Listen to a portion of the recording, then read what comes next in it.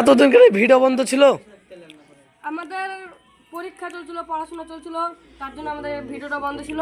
এখন চলবে। তা আরও কথা আছে, এই নয় যে আর এইখানেই কথা শেষ। আমাদের একটা স্টুডিও তৈরি হচ্ছিল, স্টুডিও তৈরি হওয়ার জন্য মেলা লেট হয়ে গেছে।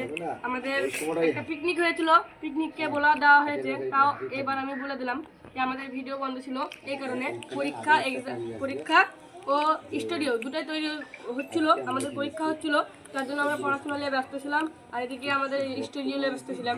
একটা পিকনিক হয়, পিকনিকে সব কথাই বলা আছে আমাদের। এইটুকু রিয়াজের কাছে সুন্দর কথা শুনলে আমি এবার চলে যাবো নুরুর কাছে। কি বলবো, এতদিন আমাদের মানে পড়াশোনা চলছিল, পরীক্ষার মুখে হচ্ছিল, নতুন স্টোরি হচ্ছিল। একটা আমরা ছোটো করে পিকনিক হয়েছিল, তোমরা সকলে জানো। এইদিকে কাজ মাছ হচ্ছিলো, তার জন্য আমাদের ভিডিও বন্ধ ছিল।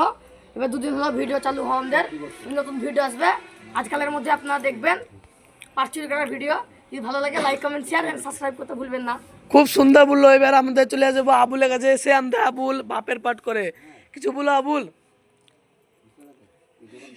হ্যালো দোস্ত, এই দেখো আমাদের এখানে একটা ব্লগ চলছে। এই দেখো আমাদের ডিরেক্টর খালি গায়ে আছে, দেখো এই চলছে। এ আমাদের নুরু, সব সারে সারে আমাদের বসে আছে, দেখে নাও। এই দেখো সব আছে। আমাদের বন্ধ ছিল এতদিন ভিডিও, সবই তো শুনতে পেলে রিয়াজুলের মুখ থেকে। এই দেখো আমাদের সেই রিয়াজুল, আমাদের মা রিয়াজুল, আর আমাদের বাপ হচ্ছে আবুল, দেখে নাও। Hello guys, high.